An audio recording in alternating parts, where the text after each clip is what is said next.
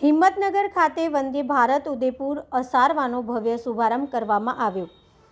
આત્મનિર્ભર ભારતની નવી તસવીર semi high speed train Vande Bharat Udaipur અસારવાનો Himmatnagar ખાતે ભવ્ય શુભારંભ સાબરકાંઠાના સંસદ શ્રીમતી શોભનાબેન બારિયા અને રાજ્યસભાના સંસદ શ્રીમતી રમીલાબેન બારા અને મયંકભાઈ નાયકના શુભવરદ હસ્તે લીલી ઝંડી આપવી પ્રસ્થાન કરાવેલ હતું। આ પ્રસંગે જિલ્લા કલેક્ટર શ્રી લલિત નારાયણ સ્વાદુ સાહેબ તેમજ ભારતીય જનતા પક્ષના કાર્યકર્તાઓ અને DRCC મેમ્બર શ્રી મોહનભાઈ પટેલ અને રાજુભાઈ પંચાલ ઉપસ્થિત રહ્યા હતા।